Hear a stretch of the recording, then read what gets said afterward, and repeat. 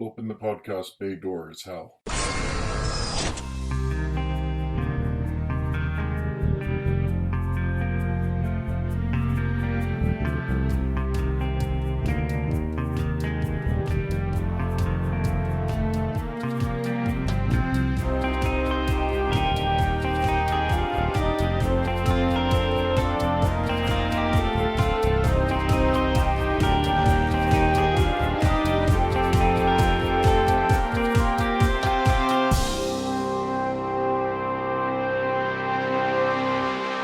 Hello, and welcome to episode 94 of Welcome to Geektown. I'm your host, Kurt Onstead.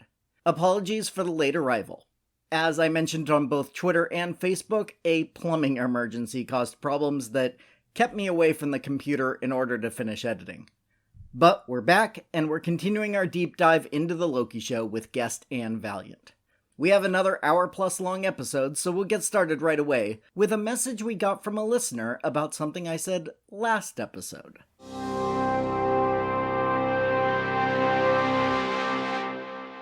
We got a message from somebody who is also connected to the show in a very important way. The writer of the theme music for Welcome to Geektown wrote in after last week's episode and had something he wanted to say. Which is a response to my supposition that the theremin would be easy to learn the basics of, but difficult to master. He says, and here I am quoting, "The theremin is neither easy to learn nor to master. It's probably the hardest instrument to play ever invented. Then again, it does sort of depend on what you consider a beginner level. It's beyond fretless. Like, the violin is extraordinarily difficult because placing your finger a fraction of an inch out of place will be painfully out of tune, if not the wrong note altogether. Theremin is like that, but in all three dimensions. And there's no haptic feedback or touch feedback to tell you that you're vaguely in the right place. It's all ears. Likewise, if you're a robot with perfect muscle memory, that doesn't help much either. You're manipulating the magnetic field surrounding each antenna, but you're not the only factor to do so. I'd liken it to circumstances in The Magicians. Are there keys in your pocket? How's the lighting wired up at this venue? What kind of cables are running along the ground?" And then he added, "That's not entirely true. Carolina Ike has it down to a science. There's a calibration routine that she runs before every performance and between songs if anything changed. From there, it's mostly a matter of not moving her torso for uncomfortably long stretches. Oh, man. Muscle memory does tell her where the octave breaks occur, and those are the only spots that she places her hand, moving her fingers only to shift between a dozen hand shapes of her own invention, like musical sign language.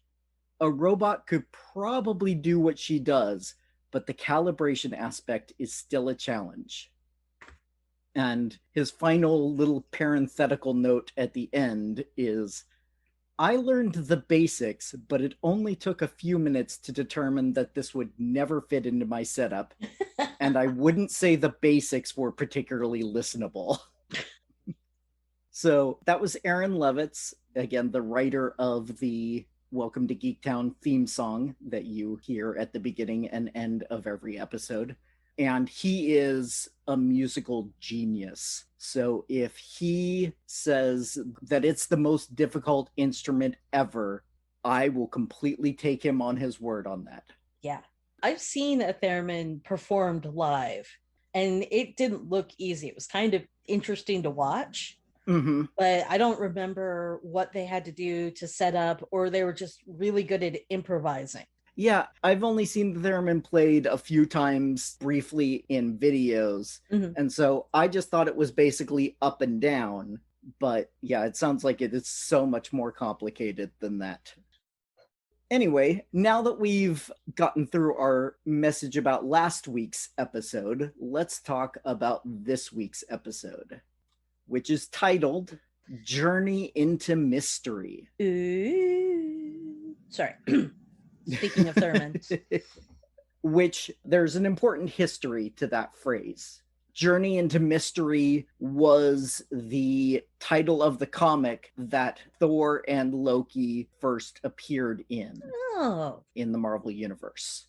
Because back then, it was very rare for new characters to just get their own book right away. And so they would make their first appearances in Journey into Mystery and Strange Tales and Tales to Astonish and Amazing Fantasy.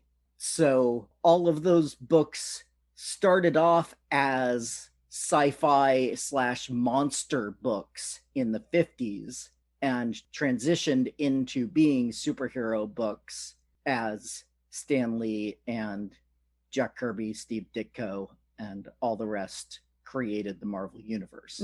And so Journey into Mystery is Loki and Thor's book that they first appeared in. I had a feeling it had a special meaning to it. Yeah. And we start basically right where we ended the last episode. I really enjoyed the opening shot. It was this fantastic upside down movement of the camera going through the TVA as everybody's just working like it's normal. Yeah. And then going to the gold doors. I mean, it is classic situation normal, all effed up. Exactly. Yeah. In film language, that upside down and rotating shot is usually telling you that something is wrong. Right. That things are not as they should be. And so, yeah, we fade from the regular TVA into the Timekeeper's vault and then into the void. Yep. And we can see a destroyed New York, including Avengers Tower. But with a different sign on it. Oh, I didn't notice that. Oh. I watch on an iPad, so sometimes the tiny details I will miss. Okay. So what was the sign on the sign tower? on the Avengers Tower was, I think, QENG. I could have read that wrong. And then the building across from it was QEN Peak. And it had 29. Well, I said 2019. The last digit had actually fallen off, but it kind of looked like it was a 9. All right. Interesting. Yeah, I'm actually bummed that you weren't able to take a really good look at that push into the void, because apparently that's just where they put all the Easter eggs. Well, it's not where they put all the Easter eggs. Oh, they put a lot of Easter eggs everywhere. I mean, let me tell you. Oh, I know. My favorite is coming up. But we can see from a distance the scene that closed the mid-credits of last episode with the 4 other variant Lokis helping our Loki up to his feet. And we immediately get the introduction of another Marvel Comics character, Alioth. Oh, yes. This is the void, that's Alioth, and we're his lunch, and then haul out. Yeah, and Alioth is one of those characters that has not made many appearances, and the appearances he has made are in books that I wasn't reading at the time. So I actually had to look him up. And in the comics, he is basically a rival of Kang the Conqueror. Interesting. Who controls some portion of the timeline. In the comics, it's been a very early portion of the timeline was basically under Alioth's control. And the Alioth that we see in the show is basically shot for shot. That is pretty much what Alioth looks like in the comics. He is a big, giant purple cloud that eats time travelers. Does he always have the kind of dog-like skull? Not from what I saw. Okay. It's usually just kind of a flat part of the cloud. Oh, okay. And then just a big maw. Yeah, I think they wanted to give it a little more depth to it. So they kind of have this very canine-like skull. Yeah, I thought of it more dragon-like, Yeah. but I could definitely see canine as well. And when I was doing my research, I read something interesting, which is that Eliath is a singular being. Huh. In the comics, he does not have alternate versions. There is one Eliath who exists in all universes. And so, technically, if that is true, then this is the first Marvel Comics character that has appeared in the MCU. Yeah, I see what you mean there. That makes sense, sort of. I mean, as much as any of this ever makes sense. Well, yeah. So our introduction to Eliath here is very brief, and we almost immediately go back to the TVA with Sylvie and Ravonna. Yep, back in the courtroom. Well, you say back in the courtroom, but they weren't in the courtroom when we last left them. When we last left them, they were in the timekeeper's chamber. Right. They never do explain how they get to the courtroom, but I mean, somebody's got a temp pad. I'm guessing they could just step in, maybe? Maybe. Yeah, it's a little odd that they moved locations like that. But at the same time, I can understand why they did it, because they don't want the guards who show up later to see the executed timekeeper's head. Yeah. So I understand story-wise why they did it, but it's still a strange transition when you watch one episode then the next. Because you have to wonder how they got there without alerting everybody that Sylvie was now in control of Ravonna, now had Ravonna basically as a hostage.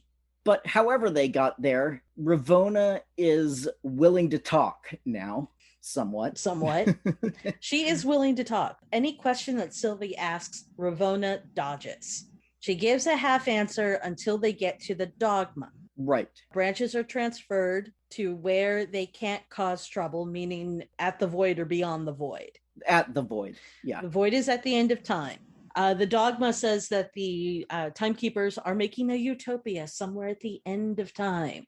Somewhere beyond the void. Beyond the void. They are creating utopia. Sylvie does not buy that at all. Understandably so. And this whole time, Ravonna is trying to play both sides here, feels like, at this point. She's at least pretending to be on Sylvie's side and saying, I want to know who it is just as much as you do. And so let's work together. You need to trust me. I don't think Ravonna knows what card she has in her hand at this point. True. I think that she's trying to figure out, do I continue to do my job and stabilize the timeline, the sacred timeline, or do I continue to poke this badger with a spoon and figure out how this all actually works? To leave the dogma, to depart from the dogma, to question the dogma. We find out eventually that no, she is not going to rock the boat at all. She wants to basically be the new head. Correct. Yeah, at some point she comes to the conclusion that that is the best deal for her. Whether that was going in or as she and Sylvie start to talk, or if that was mid-conversation. Yeah, it's hard to say exactly. Because she did give up some information that she didn't necessarily have to give up. Well, she had to for us, the audience. Yes, and Sylvie at one point said, well, I don't have any need for you anymore, and looked like she was ready to prune her or maybe use the other end of the staff and just stab her. And so at that point, I think she had to at least pretend to play along enough and give up some information to at least keep the conversation going. Yeah. But meanwhile, we go back to the void. The gloriously crashed flying saucer. Well, and it's right next to a crashed sea ship. So crashed sea ship, crashed spaceship. And a whole bunch of stone heads.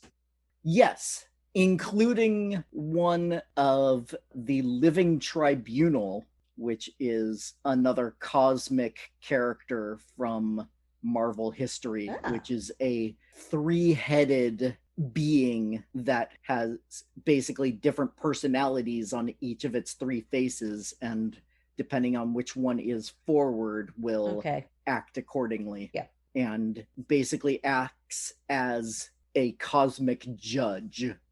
And so that was definitely one that I noticed in there.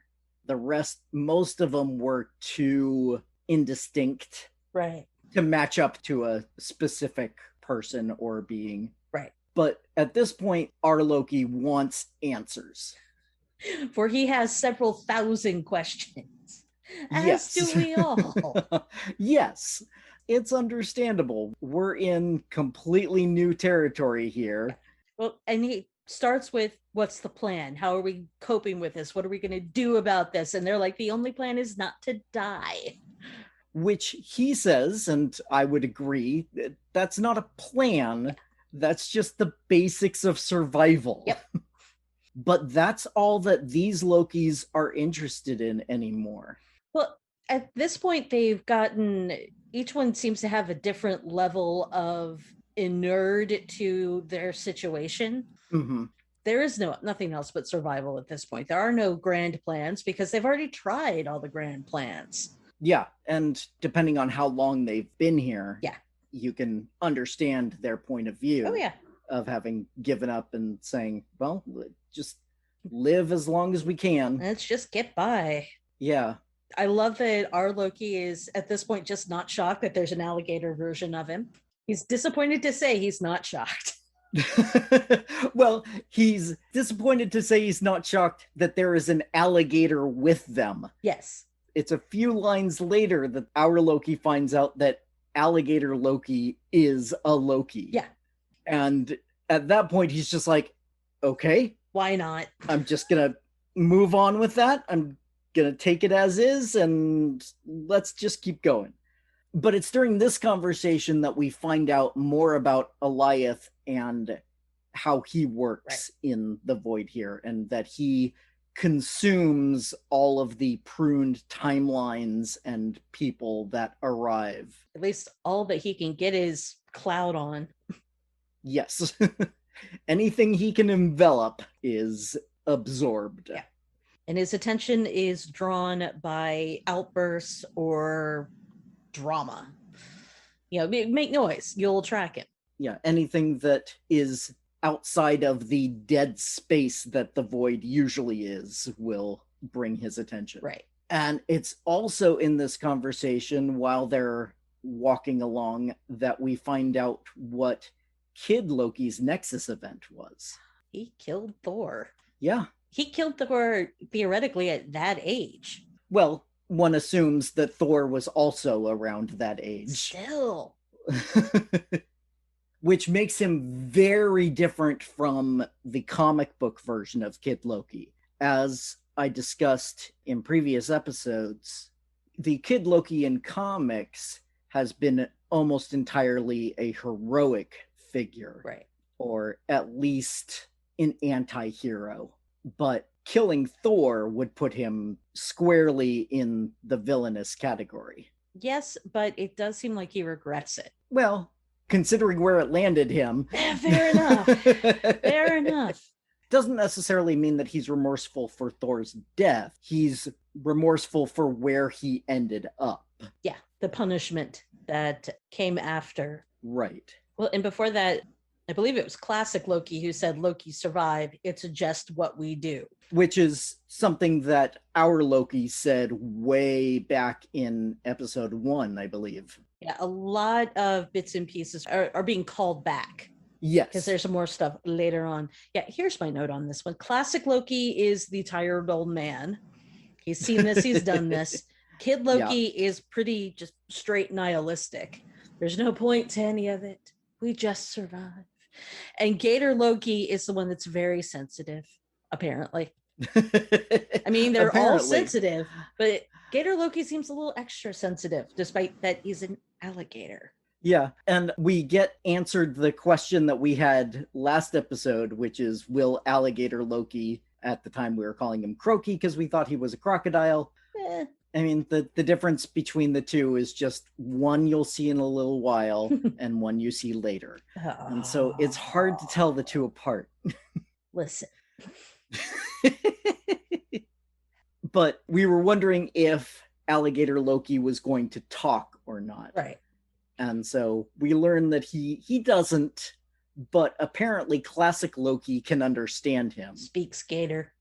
Yeah, he's able to translate for the most part. Did you notice the mountain of lunch trays? I did not specifically notice the mountain of lunch trays. I was really looking at the background for just aesthetic decisions. But yeah, while they're having a lot of this conversation, there's just this giant mountain of lunch trays. Huh. That's it. It's just all lunch trays. And I keep wondering if the TVA doesn't actually have trash cans. They just dump their lunch trays here. Well, if they're not going to recycle, it's a logical way to get rid of your trash. Oh, yeah. So I'd buy it. But as they're walking and talking, we reach their vault, and it's here that is my favorite comic book callback. Yes. And that is the Thanos copter. Okay. You're going to explain that because I have some other friends going nuts over the Thanos copter, and I'm just like... So as you may remember, because you're around the same age as me, I believe you're a little younger, but you may recall that on PBS, there was a show called The Electric Company. Oh, yes.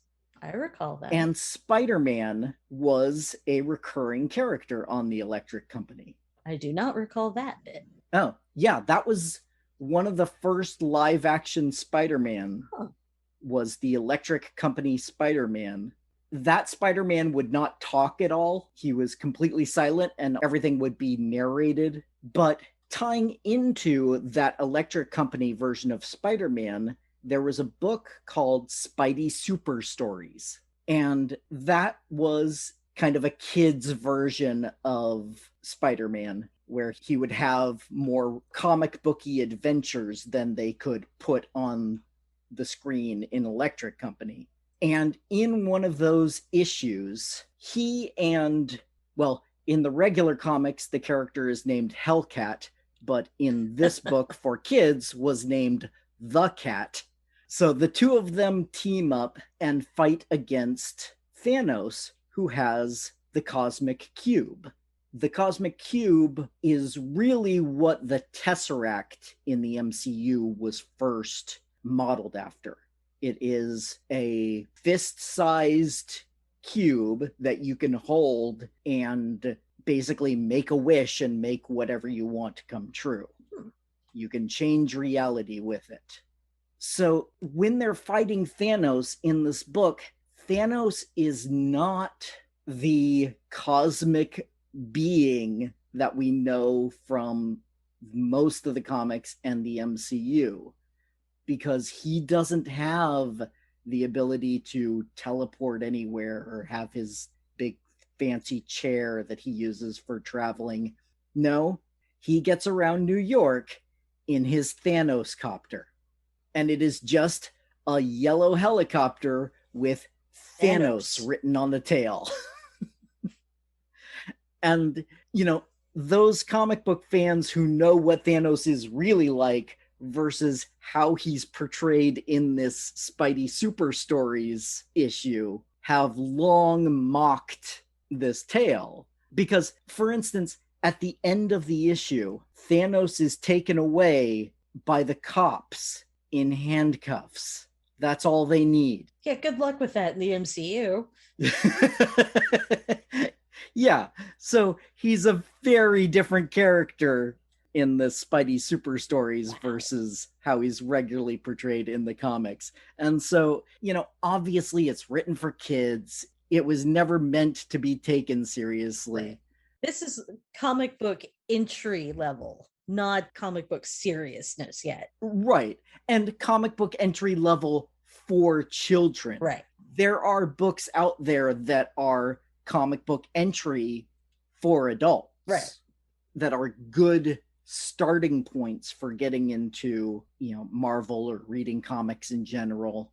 I mean, one of my very first episodes, the second episode of this show, I talk about some of the places where you can get started with Marvel, depending on your age and what you're interested in and all that sort of stuff. But like I said, this story was never meant to be taken seriously, and the internet in all its cynical glory has latched on to the Thanos copter as one of the most ridiculous moments in comic book history. And so to see that show up in the show and now be canon is hilarious. I literally, the first time I was watching it, I just had to pause and laugh and laugh and laugh. And I went on Twitter to specifically say, I'm 9 minutes in and I see something I never expected to see in the MCU. And thank you to all the creators for putting that in. Kurt, as a fan, Yes. Do you feel serviced? I feel very serviced. And we get even more service just a few seconds later. As they descend into the bunker. And we get that kind of cartoonish pan through the dirt as they go climb down the bunker. And we see from the outside, first we see Mjolnir trapped in the dirt. Oh, with and extra lunch trays, by the way. There are more lunch trays. Yeah, more, of course. And next to Mjolnir, trapped in a bottle or container of some sort, is T365, which is first live action appearance of Throg. Yay! Which we talked about last episode. We got into Throg. detail. And of course, T365 is its own little Easter egg because Thor 365 was the first appearance of Thor as a frog. And Throg is not happy to be there either. No, he is desperate to get back to Mjolnir. Just grunting and croaking his way, trying to jump out of this jar that he's trapped in, but it's not happening. Yeah, that actually also calls back to the first Avengers when Thor was trapped in the Hulk trap. True enough. Anyway, continue. So after we get those little Easter eggs, we get down into the bunker, which we find is a bowling alley. It is the bowling bunker with Christmas Candyland thrown at its top. Yes. And we don't get too much of it at this point. Yeah. Because we quickly get back to the TVA where Ravonna and Miss Minutes are doing their best procrastination. There has to be some sort of signal that Ravonna gives Miss Minutes for the take your time to find the file. I mean, there's got to be a signal phrase or something like that. Well, Miss Minutes seems to have her own thoughts and ideas. She is a sentient being. Right. As we talked about when she was helping to train Loki. Well, she's a sentient being, but she was created as in she was programmed or something to that effect. So her loyalty to the TVA is most likely very, very strong. Right. And so I'm sure she could just read the situation. Yeah. And she's the one who comes up with the time ship idea. Yeah, we get the exposition of, no, you can't just use a temp pad to get past the void because there's nothing to lock onto. And then Miss Minute says, oh, yeah, what about the prototype time ship? The time ship? Oh, yes, the time ship. Let me just slowly search for that. Yes. I swear, I'm really bringing it up buried. right now. So she's the one who actually brings that up first and is another procrastination tactic to try to keep Sylvie busy until the guards arrive. And Ravonna overplays her hand in a very Loki-like fashion because she uses the phrase, trust me, or you're going to have to trust me. When you ask a Loki to trust you, that's not going to happen. I think that is like, because it's Loki's own phrase used against him or her, it immediately says, oh God, no, I'm not trusting you. You say trust you, I'm not trusting you, no way. No, I know what it means when you say trust me. Yeah. It means you are about to betray me. Yeah. So in come the Minutemen. In come the Minutemen. The sudden but inevitable betrayal occurs. And Ravonna tries to talk Sylvie into surrendering for a little bit, but Sylvie has another idea. Sylvie chooses the void. Yes, she prunes herself. Yep. Which Ravonna is happy to just accept and move along. Interestingly enough, I feel like Ravonna isn't quite like, okay, that's done. She's more like, okay, I think that's done, but this might come back to bite me in the backside. But she's also putting on the face to the Minutemen of, yeah, we're good. This is fine. Problem solved itself. And now we do get back to the bunker at this point. We could hang out in that bunker for a while. I really wish we could have hung out in the bunker a little bit longer. Yeah, it's a fun set. Yeah. There's a lot of things going on in the background. Nothing particularly comic book related that I noted. Okay. But one thing I did specifically notice was Polybius. It was a fictional video game that was part of an urban legend. Oh, no, that makes sense. That means it existed at one point, got pruned, and then there was a little bit of speculation that was still remembered. A little glitch in the matrix let some people remember it. Yep. So the Polybius video game, you can see it behind classic Loki as he's sitting in his chair. That was the one big one that I noted. Yeah. But it's at this point that boastful Loki earns his name. Yes. Yeah, he's telling some sort of story, and once he gets to the apex of it, Gator Loki growls at him. Classic Loki says that translates to liar. Yes, at the same time as just growling. Yes. It is growling and saying liar at the same time. And, you know, you listen to that story and it sounds like utter bull. Oh, yeah, but, you know, boastful Loki, so. Right. Of course. It's at this point we start getting their backstories, you know, what happened to those various Lokis.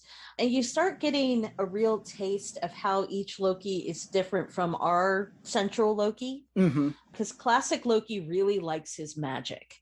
He says that daggers are useless. He finds more art and more function in the use of magic. And you see that there's a certain focus to some of the Lokis and their magic choices. It's like they follow particular schools, even though they can all do some of the other stuff. But classic Loki really likes illusions. That is how he escaped Thanos. He got right up to the point of Thanos. He escaped by disguising himself as debris, and then went and hid for a long time until he got bored or lonely. Yeah. Lonely is what he really says. Yeah.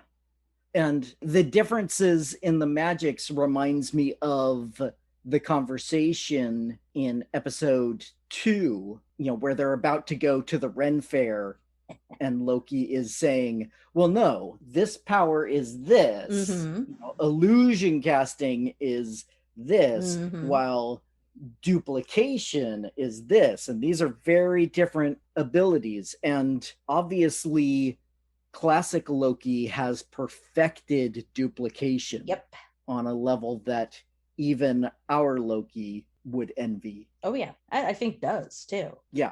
I think Loki has some envy for the other Loki's various skills. Yeah. You know, because he realizes these are all things he could do. He just chose differently. Yeah, he chose a different path. Yeah. And he ended up where he ended up. And obviously these Lokis also ended up in a bad place for the most part.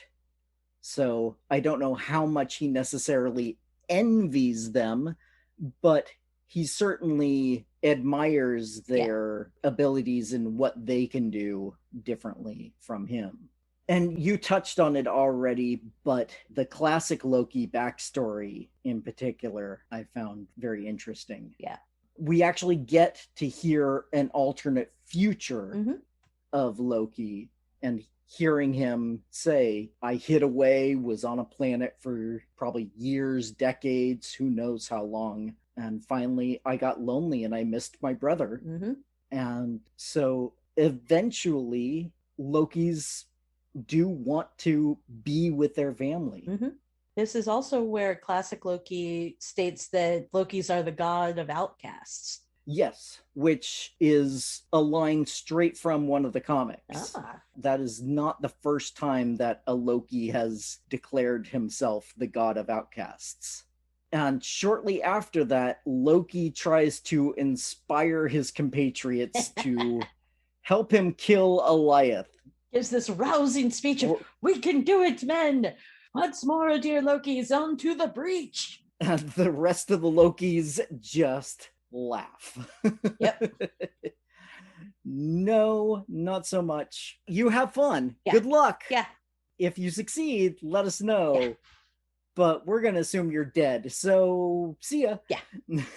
And our Loki storms off, heads up the tunnel, calling them monsters, which I think is interesting. Yes. And then he opens the hatch. He opens the hatch, and we finally get the arrival of President Loki. Yep. Which, until this point, from the trailers, I had assumed was our Loki wearing a different outfit. Mm-hmm. But no, this is actually an alternate Loki. Yep, just a different Loki. I'm a little disappointed that they're not going in that direction, but I accept their choices for what they are. You know, they chose to make President Loki another Loki who apparently is in charge of this motley crew. I made paused and made a list of all the Lokis or all the crew. All of his cohorts. All of his cohorts. Because I think it's about a 50-50 between possibly a Loki or just a henchman. Most of them, I think, are just henchmen. There were one or two that I thought could possibly be low-rent Lokis. Low-rent Lokis. There are some very low-rent Lokis. There was one in particular who had bicycle handles. Oh, yeah. As a helmet. Yep. That reminded me of Loki's horns, but in a very thrift store kind of aesthetic. He was an upcycled Loki. Actually, I might have called him Cycle Loki. Yeah, because he looked like he was, he had a helmet and he had a bicycle handlebars on his head. Yeah, although I think of Cycle Loki as being the one with the Tour de France. That's fair. That we saw. Hey, maybe that is the same Loki. He just has to change to survive the monster of the void. I don't know. This is purely supposition. Probably not, yeah. But yeah. So give me your list. I shall give you my list. All right. We have President Loki, of course. Furry Loki, who's the guy in the furry hat, which I'm pretty sure is a henchman. Utensil Loki, also probably a henchman, because he had like forks stuck out of his hat. Dreads Loki, who could be a Loki. He looked like somewhere between a cabbie and a beach bum. Football armor guy who, again, pretty sure is a henchman. But then there was Arrow Loki, because he's wearing this green hood and very much looked like the modern Arrow on the CW, which I know we're jumping comic book companies here, but still, I'm kind of going, I think that guy also had license plate based armor, because why not? Ninja Loki, who is just ninja looking dude in green. Cycle Loki, as we've already talked about, and then the one girl who I called Stripe Girl because her outfit is stripy, who is a henchman, or in theory a henchman. I think she has to be, because we kind of established this episode that Sylvie is the only female variant we have seen. Yeah, our Loki asks about, have you ever met a female Loki? And it was classic Loki who said, yeah, that's terrifying. Which we all know is accurate. Yeah. But that's what makes her great. Yeah. Oh, yeah. Again, you can see Loki's pure affection for Sylvie in that discussion, which we kind of skipped over a little bit, but I don't think there was a lot that we needed to. There wasn't really anything new other than we established that they've never seen another female Loki, and that our Loki has a certain amount of tender feelings for her. And speaking of female Loki, or Sylvie, we get her arriving in the void at this point. And Goliath attacks almost immediately. And Sylvie tries her enchantment trick and sees a castle. Yep. which I think again points towards, well, the obvious answer is that it is another alternate Loki. Right. I think the two main theories that have been going around is that our big bad is either another alternate Loki or Kang. And with that castle appearance, it could still be either. Fair enough. But she gets that very briefly. I had to pause and take it frame by frame-ish to even really see that it was a castle. Mm-hmm. And fortunately for her, she gets rescued with the pizza car arriving and Mobius driving. The pizza car was the pizza station wagon while we're at it. And it probably was a Hugo or something like that. Some car line that never did well. Arrives in the pizza station wagon and picks her up. I love the flapping pizza on a spring on top of the roof there. And I believe it was like Skinny's Pizza or something like that. That's hilarious. The name of the company. You mostly just saw pizza, but in one shot I did see up at the top of the door was written something, and it looked to me like it said Skinny's. Okay. Or something close to that. We don't get much of them. They just basically drive off at this point. There's a little bit of yelling back and forth. Yeah. Where Mobius does say to her that you really are one of you, aren't you?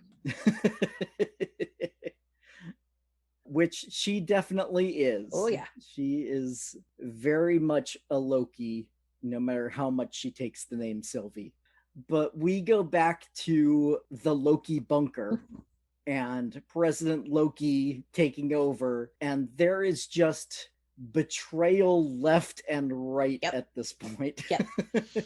And our Loki, once the fight gets going after everybody's pointed weapons at each other, he just seems embarrassed to be there.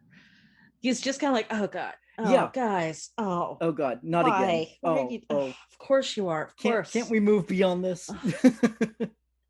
His reaction cracked me up as he just tries to avoid the whole thing. But the fight starts out with one of the funniest moments in the episode, because Alligator Loki bites off President Loki's hand. Yep. And the scream of anguish from President Loki was just so pathetic and hilarious to me. I mean, it obviously in real life, getting your hand bitten off is horrible and kind of hurts. And I'm sure extraordinarily painful, even beyond the shock that you would go into. You would scream like a girl too. Oh yeah, but it's still funny to watch in fiction. Right. Especially in this treatment. I mean, you have a little alligator who has some little horns on his head, and then he attacks another dude who's just talking, and bites his hand off. Just jumps up and is like, chomp.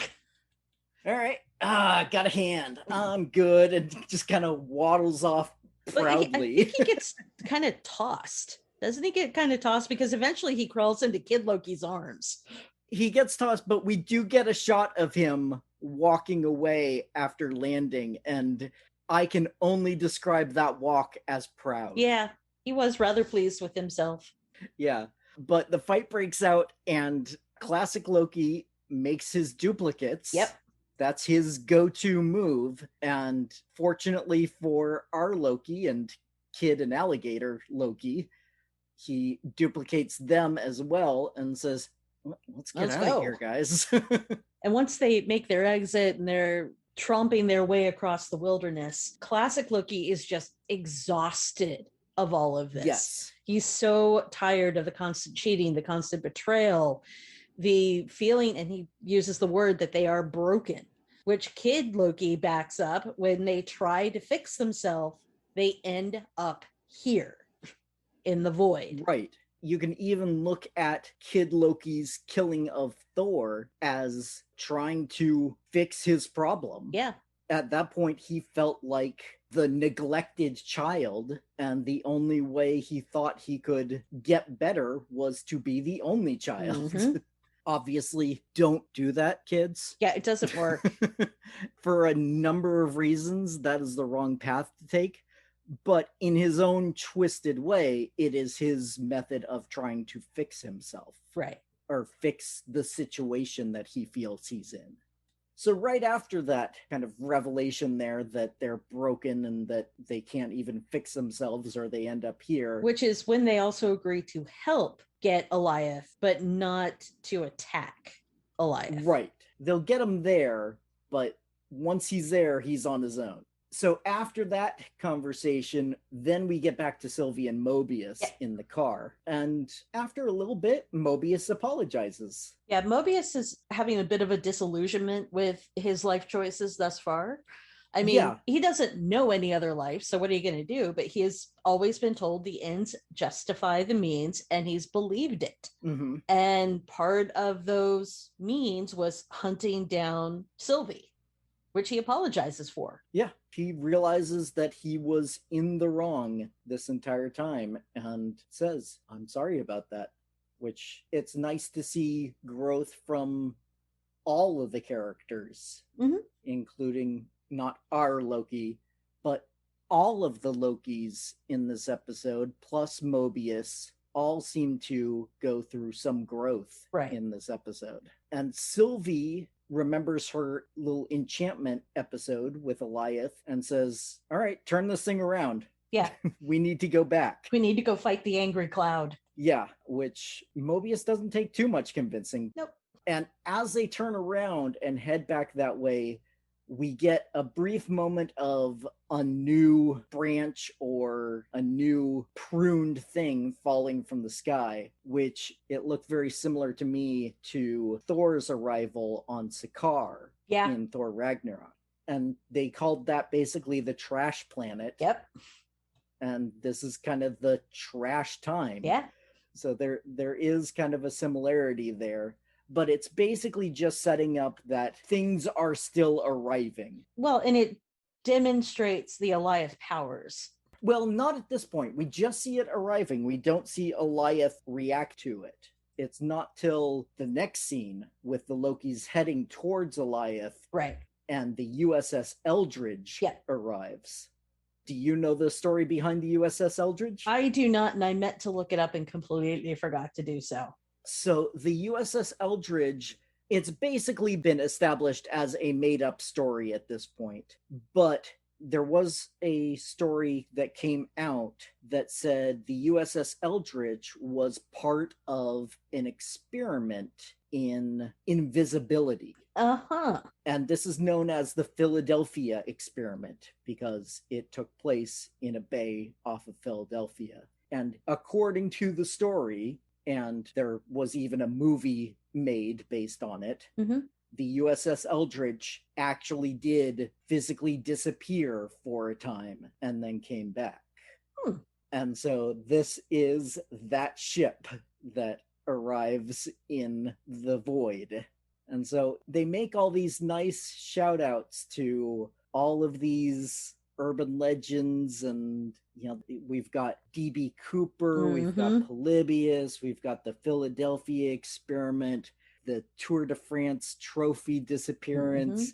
They really are doing a great job at picking out these little things from real history. I imagine there was a meeting in the writer's room that was, okay, so we want to incorporate actual disappearances or urban legends or that sort of thing. And they probably had a nice list of stuff to work with. Oh, I'm sure. Especially if they could get as specific as the Eldridge. Again, I did not look it up, and I totally meant to look it up.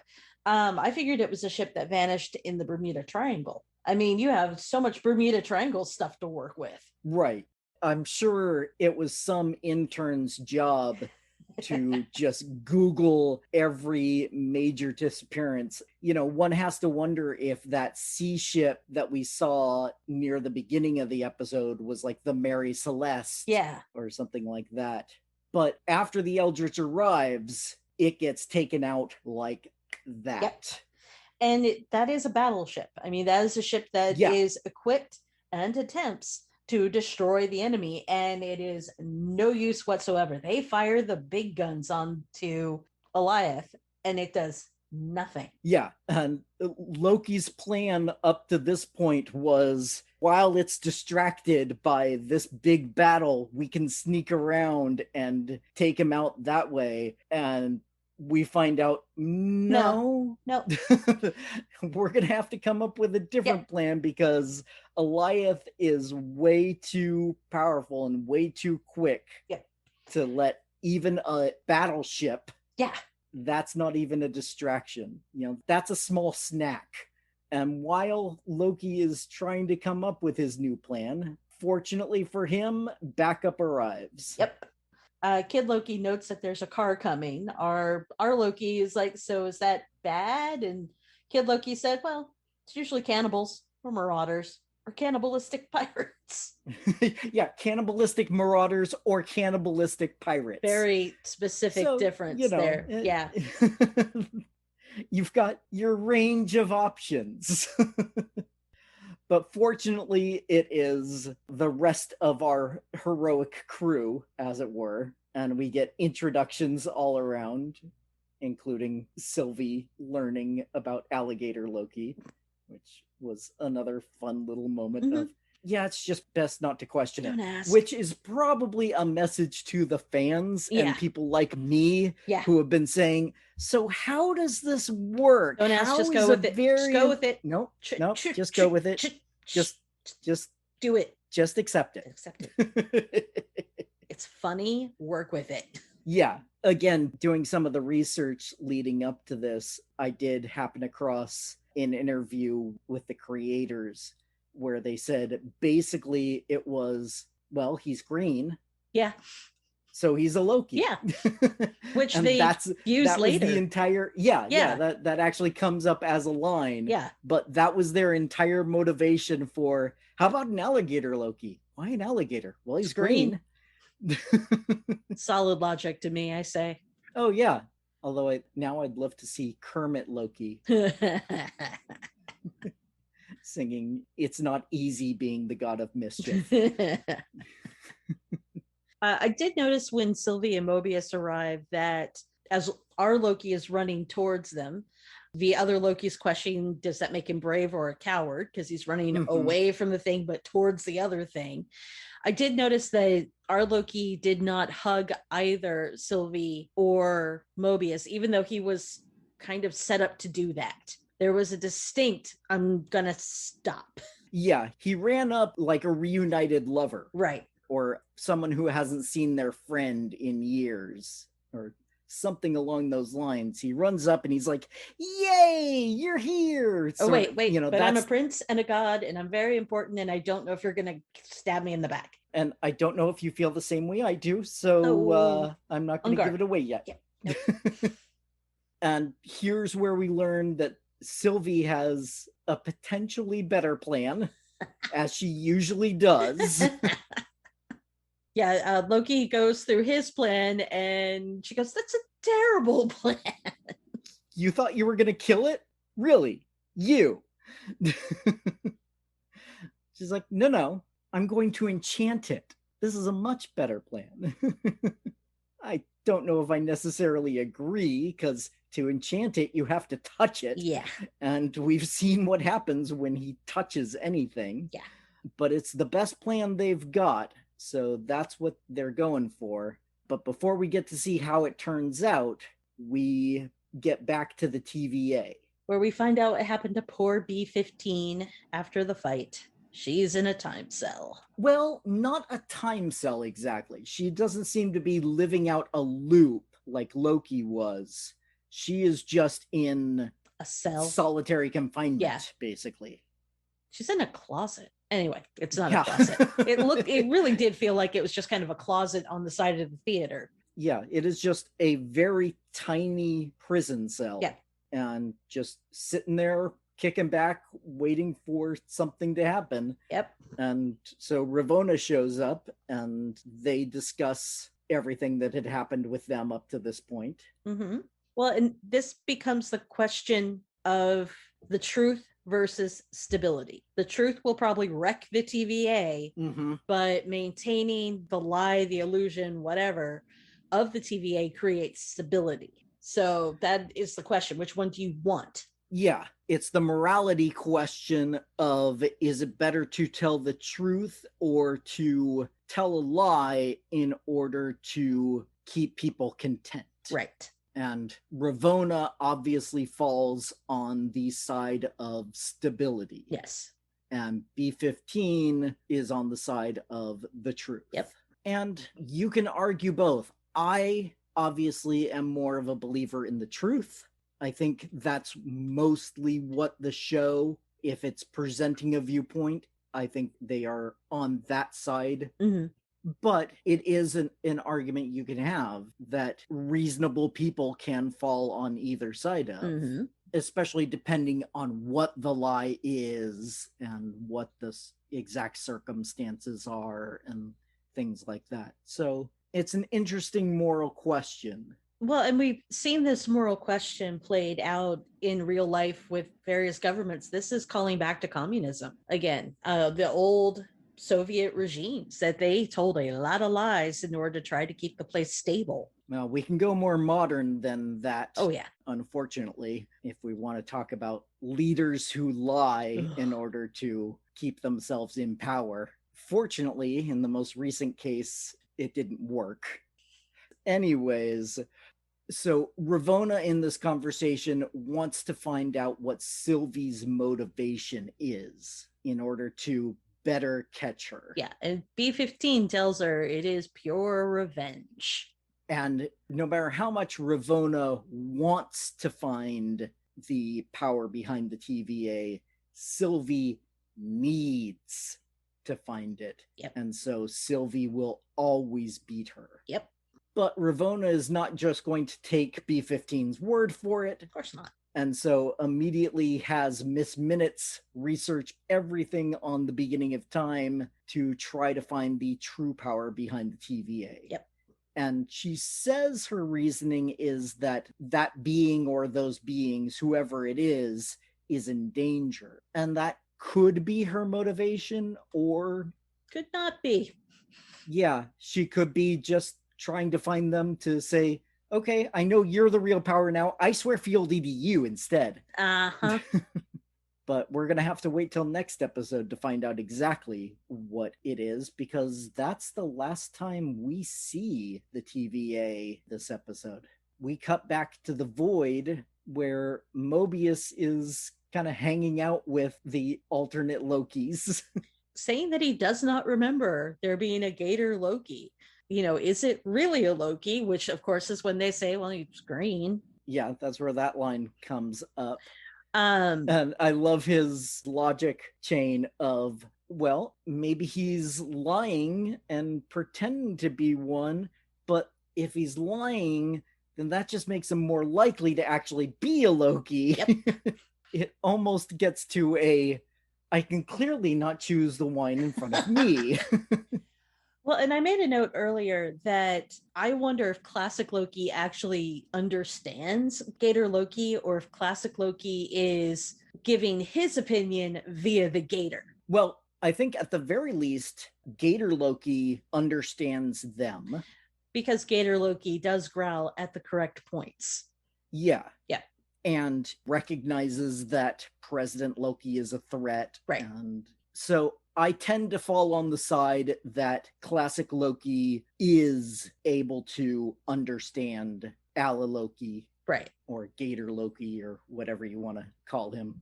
Unfortunately, Croaky is no longer available because he is not a crocodile. No. We will see you later. Yes. And I think the theme of the episode gets stated outright here, where Mobius says it's never too late to change. Yep. Classic Loki kind of gives him a look like, maybe you're right.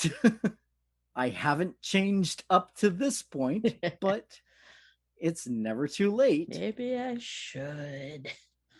Well, I mean, there's a new factor. I feel like Classic Loki has seen a lot of escape attempts and other various things in order by other Lokis who have come through in order to try to get out of the void or control the void or whatever. But they haven't seen a TVA agent. Yeah, this is a completely new factor. Yeah.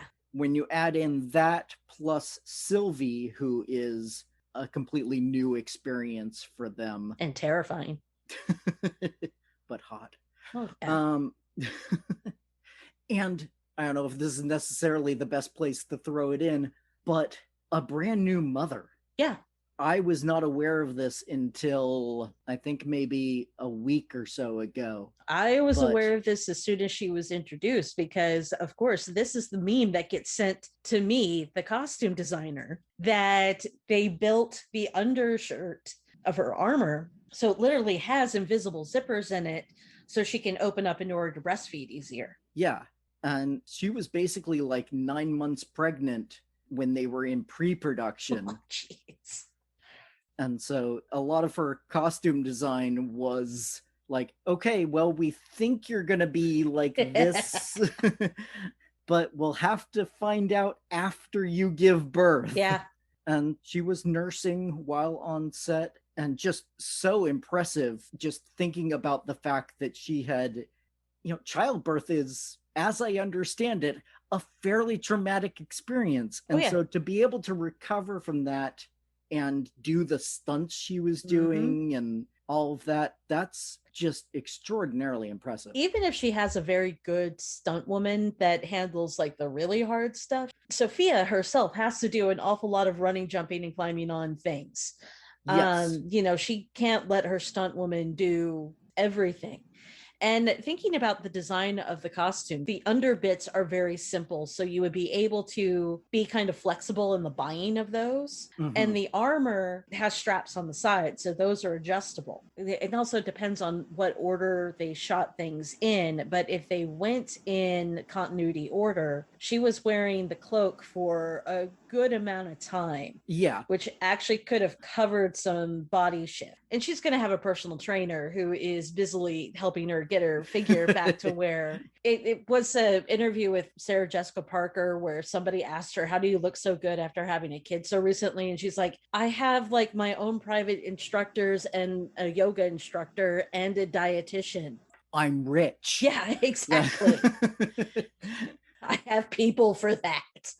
And I don't think Marvel spares much expense, or Disney doesn't spare much expense on getting their actors into shape. No, we've seen the transformation that some of these actors have undergone. Yeah, freaking Chris Pratt. Good God. Yeah. Yeah. Even Chris Hemsworth, who was a decently big guy before he was in Thor. Yeah. But if you compare him in his small role in the 2009 Star Trek to his appearance in Thor, he got jacked. Yeah.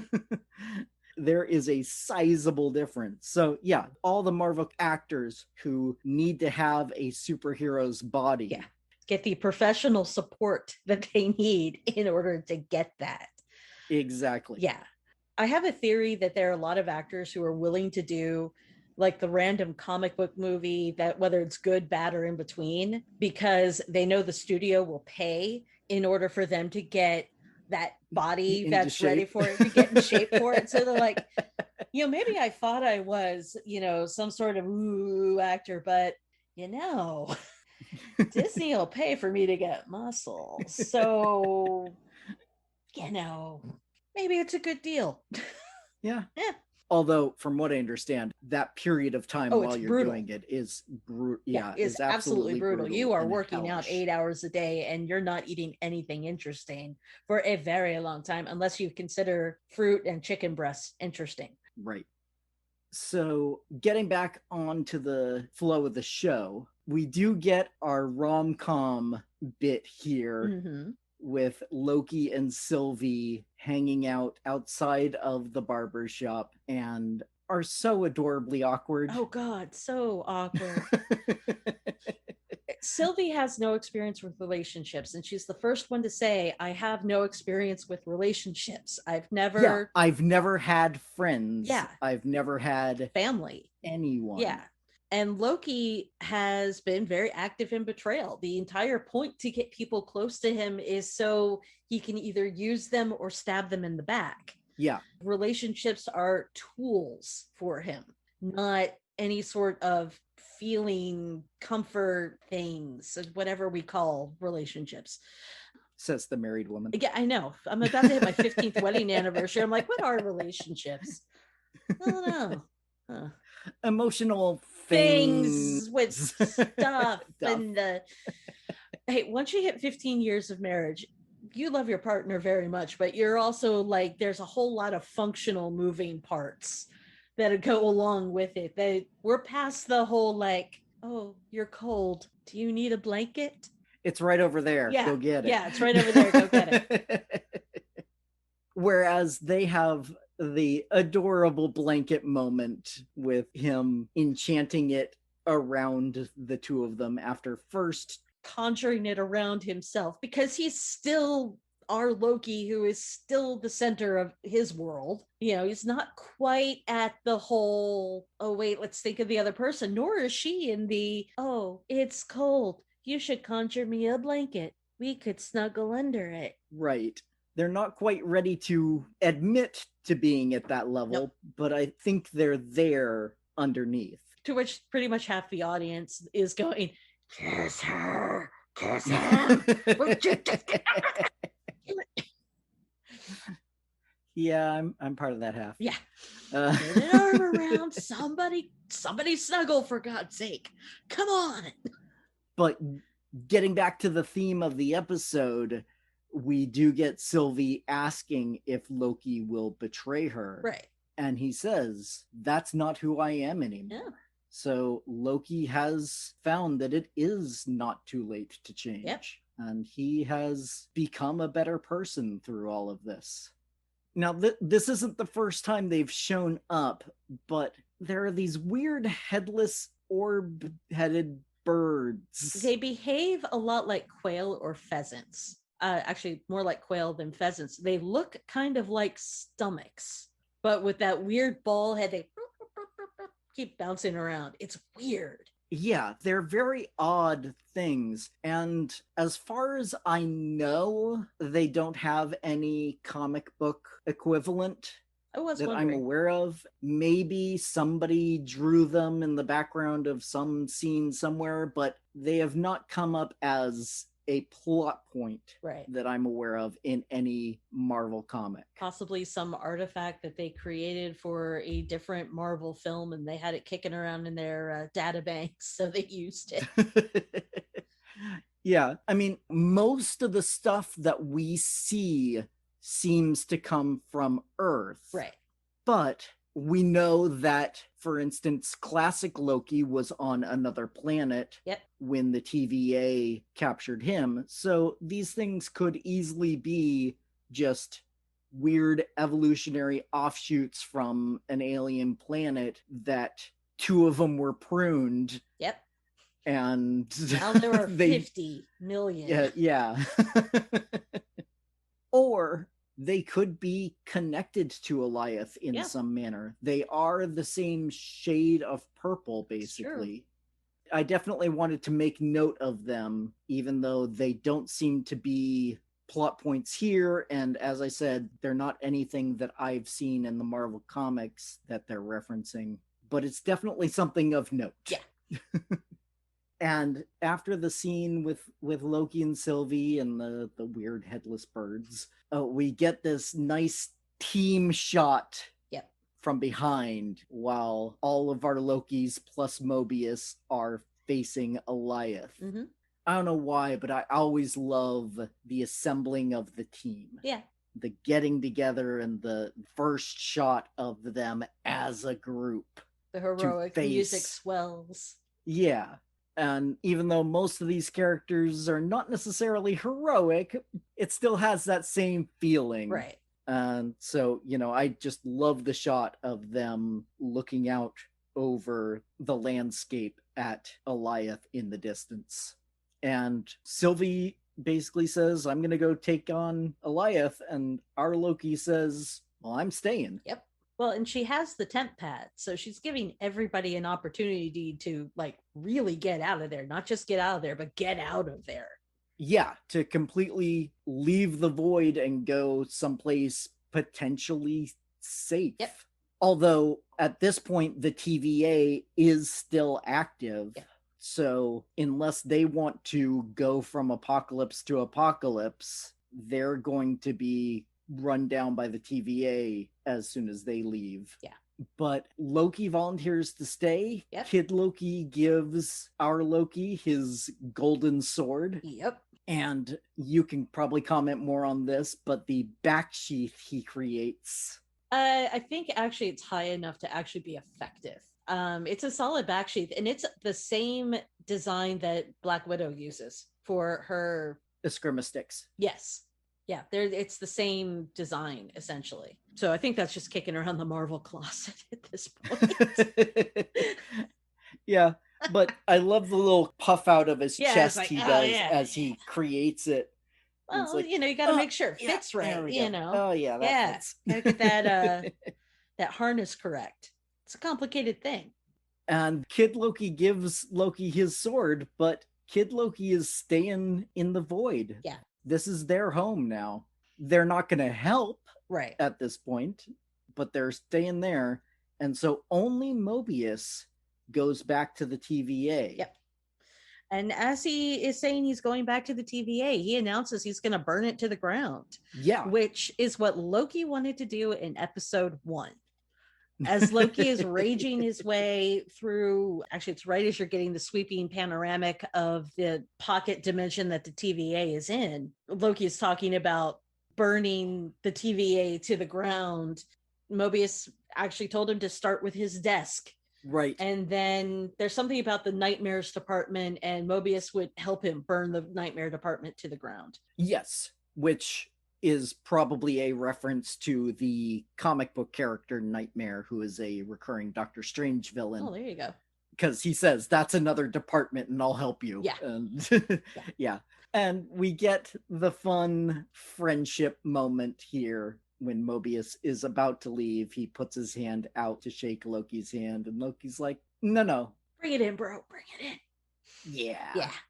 Now, while Loki and Mobius are hugging, Mobius says, "You're my favorite." Now, I noticed something about this when I was watching for notes, that he says it to Sylvie. Yeah, he says it to Sylvie. He's looking right at Sylvie. Yeah. Yeah. It was kind of a stage whisper of, "You're my favorite." Yeah. Yeah. Like, but it easily could be interpreted by either Loki that they're his Yeah. favorite. Yeah. Because our Loki's Loki not doesn't looking. see. Yeah. Yeah. So fun little moment there for the three of them. And now we get to the big fight. Yep. And the hope is that a new branch will show up and use that to distract Eliath for a little bit. Mm-hmm. So they can attempt to enchant him.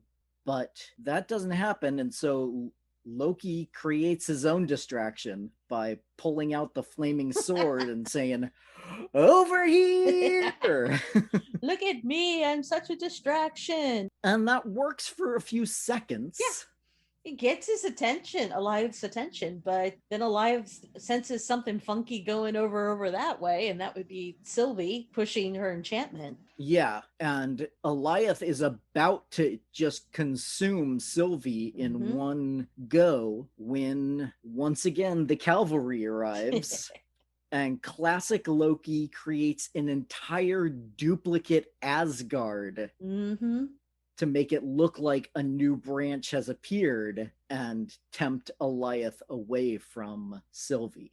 Now, did you notice the music in the scene? No, I didn't. Is it the Asgard score from the first Thor movie? Or I think what? There's a few strains of that, but it's very clearly a riff on Ride of the Valkyries. Okay. Yeah, it doesn't take much to kind of get into the Ride of the Valkyries place as classic Loki is building Asgard. It's very well done because it's not exactly, I mean, nobody swiped it from a recording or grabbed a helicopter with speakers, but that's a reference to Apocalypse Now. But there are strains in the music that are very Wagner. Mm-hmm. I thought it was a nice touch. Yeah, I wasn't noting the music specifically, but all the way through, everything fit the scenes that I did hear the music in. Somebody tipped me off to that one. And this is one of the Okay. few occasions I did not watch it as it dropped because there was a holiday this week and I kind of lost track of what day it was. Yeah, I was kind of surprised to remember that, oh yeah, today's my first day at work, and after I get home tonight and when it hits midnight, I'll be able to watch Loki. Yeah. Usually it's my second day of work. Yeah. But yeah, somebody had mentioned the Ride of the Valkyries part, and I'm like, really? And I listened for it. So once it hit, I'm like, oh yeah, that's it. Okay. And while Alioth is tempted away by this fake Asgard, Sylvie and Loki now work together to enchant Alioth, which Loki says, I don't know how to do this, but Sylvie says, you can do it because we're the same. Yep.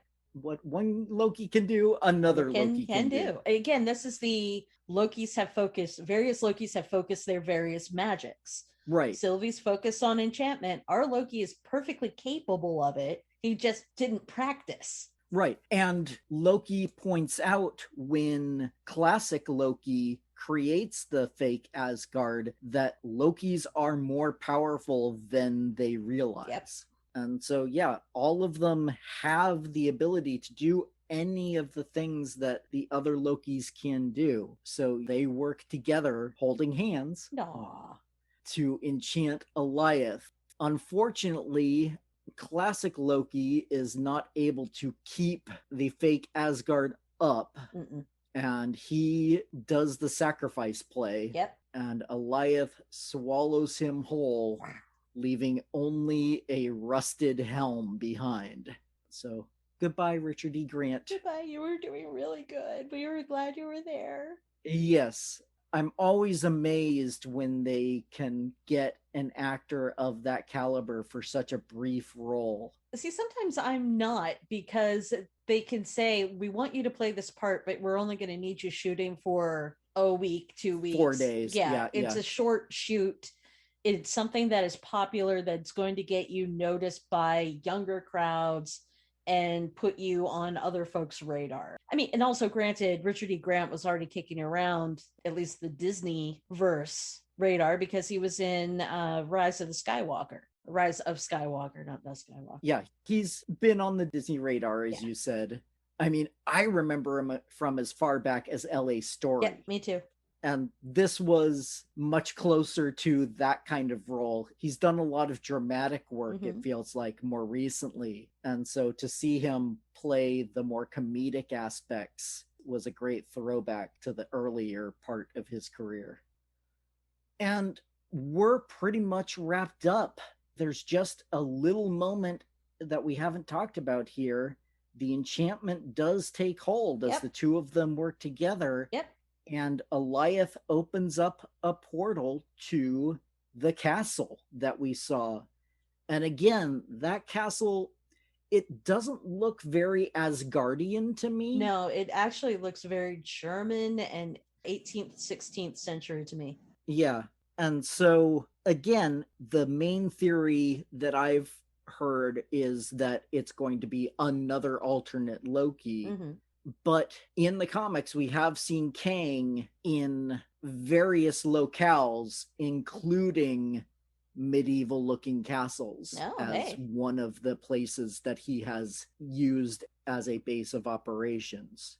The castle is in the far future, but it appears to be a medieval castle. But then again, we've also seen Kangopolis, actual name, which is a giant city that is made up of a bunch of different time periods, mostly futuristic, but some past bits and pieces in there as he takes bits and pieces from all the various time periods he controls.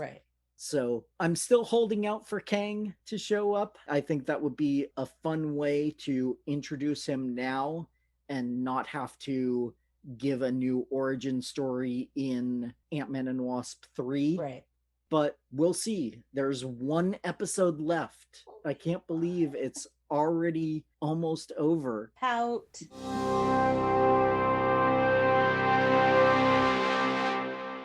Of course, by the time you're listening to this, you may have already watched the final episode, but in case you haven't, I won't go into spoilers yet. I would like to once again thank Anne for joining me and providing her own observations and opinions. Pretty soon we'll be getting back into regular listener questions, and I'd love to hear from you with any of those you may have, whether on some aspect of the MCU, comic books, or any other geeky topic you want to know more about. You can send your emails to welcome2geektown, all spelled out, at gmail.com. Or you can go to the website, welcome2, the number 2 in this case, geektown.com, and click the Submit a Question link if you prefer to ask more anonymously. Other contact options include facebook.com/welcome-to-geektown or Twitter @geektownpodcast. If you'd like to support the show directly, you can do so at patreon.com/welcome-to-geektown, where for just $1 per month, you get access to scripts of the shows, audio outtakes, and a monthly shoutout.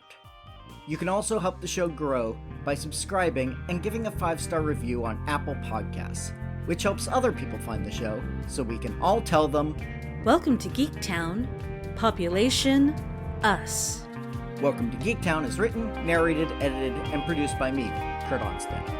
Theme music is by Aaron Levitz, logo art by Archie Santana. All of their sound clips are the copyrighted material of their respective owners, and no infringement is intended, falling under fair use.